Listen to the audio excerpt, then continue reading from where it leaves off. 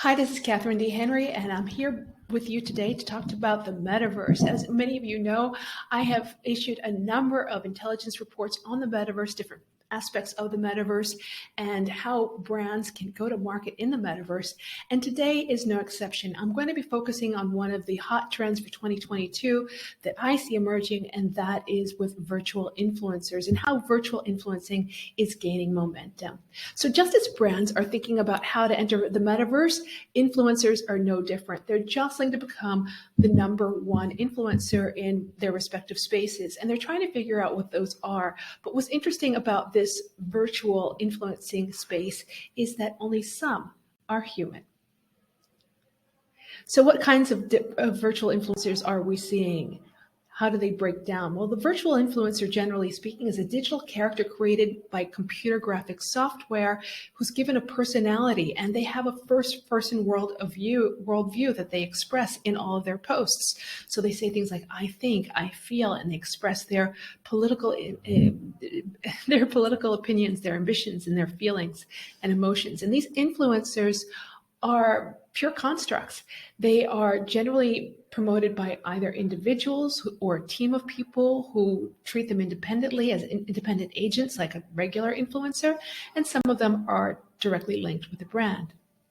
VTubers. Now, VTubers are real human beings like you or me, and what they're doing is they're using motion capture sensors to be able to animate an avatar, and the avatar can be like a cute anime, like Kizuna Ai, as you see right here, or it can be something more fantastic. The third type are holograms. Now, holograms are not really used as widely as they will be, of course, with augmented reality glasses. That's going to be a technology that we're going to be seeing used much more effectively, but certainly in concerts and other places, I fully expect that this kind of technology can be used more widely in the near-term future, and it's really fun. Here what we're seeing is a picture from Miley Cyrus from Black Mirror episode. And it's fundamentally a Pepper's ghost, which means she's not really there, and it's not using traditional holographic technology. It's a Pepper's ghost, which means it's against a screen, but the end effect is the same, and I think quite powerful. Now, deepfakes are when you take a picture or a video and you superimpose different information with AI, and the AI merges the two. So it looks as though I am animating a character and the character comes to life. It can be anything from a still photo to a video. And there are apps that do all this already. And so deepfakes are relatively easy to create. And these are the same technologies that are basically running different performers or virtual influencers like Lil Miquela and Imma, whose CGI face is transposed onto a model who's doing the activities and then later uploaded to TikTok. So it looks as though she is real. So how do brands use influencers? Well, just by background, there are lots of brands that are using influencers, virtual influencers, and we're going to see some examples shortly. But just think, Lil Miquela made some $12 to $14 million in 2021. Brands are using them very frequently, and they're big brands, they're well-known brands, and they have a distinctive advantage of using these virtual influencers, like, Imma did a campaign in the storefront window in IKEA. And we've seen a number of these different influencers also branch out into music careers and expand over to TikTok. So they are all over the place. They are ubiquitous, and they can work 24 hours, and they can be programmed to speak multiple languages. They never get tired. They never get fat. They never age.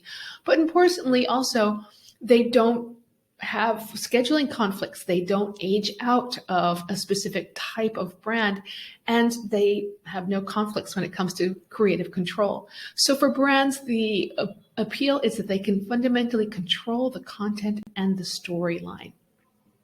And they have real influence. If we look at this recent report by Hype Auditor from January 2022, we can see that 1 to 5,000 of the micro influencers, so influencers who have 5,000 or fewer followers, the influencers of virtual influencers have over 12 times reach and engagement rate compared to these micro influencers. But that holds true even for the 3 million plus.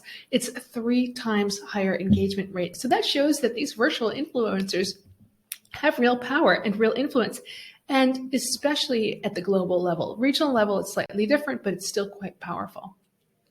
So how about real social influencers? How are they trying to get into the game?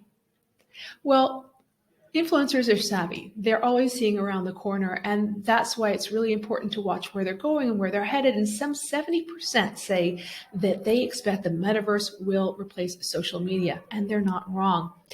So the types of activities they're looking to do in the metaverse are gaming, not surprisingly, exercising, which is a new and fast-growing segment, especially in virtual reality, and finally, watching media, so talking heads, a lot like me. Influencers are also live streaming as avatars. So again, there's a proliferation of new technology that allow them to easily create and present as virtual beings. So the tides are shifting. And some 77% of influencers say that they have a pretty good understanding of the metaverse and they're ready to jump in. They consider themselves creators and they're super excited about it. So what kind of activations are we seeing with these virtual influencers? Well, storytelling is key.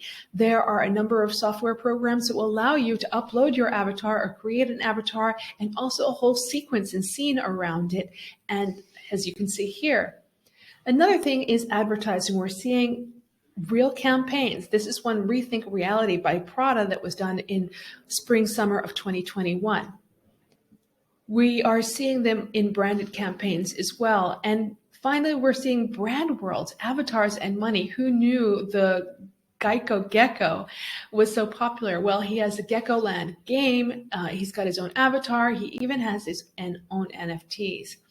Now, in a super meta moment, we have Avatar Luli. She's a Brazilian, very successful influencer, and she was playing a virtual game. So you've got a virtual character playing a virtual game as an avatar. It just doesn't get more meta than that. And then we also have social activism. So the WHO, the World Health Organization, contacted Knox Frost, who's a very popular influencer, and they asked him to help increase enrollment rates across a younger demographic in COVID tests. So these virtual influencers are real, and some of them are also created by brands using their own brand iconography, and that's super cool because they have implications also for NFTs. But before we get to NFTs, I want to say that some 73% of gamers recall seeing brands in the metaverse. But what I can tell you is, especially if you go into VR chat or Altspace, that many of these worlds are created by fans, not by the brands themselves. So brands, think about how you can enter the metaverse and what kind of characters you would like to bring and see in there. So when it comes to influencers and NFTs, we are seeing some of these influencers, these virtual influencers, create their own NFTs. FN Mecca created a virtual pen as an NFT. And if you buy that, you can create your own avatar. Again, super meta. This cute little dog on the lower right hand is not a character that you're familiar with. He's actually Jennifer Aniston's dog turned into a character, which is super weird. But it's just to say that the opportunity, the space for new characters and virtual influencers is big and getting bigger. Now, if you want more information about how different brands are using NFTs, please go click on the link. I did a whole 40-page intelligence report on how brands were entering this space and the different strategies they used. So one of the important things to think about when it comes to influencers are platforms. Where are these influencers and how do they wield their influence? Well, remember that the aesthetic and the type of gameplay changes from platform to platform. So if you are planning an event, think very carefully about the influencers that you want to have there.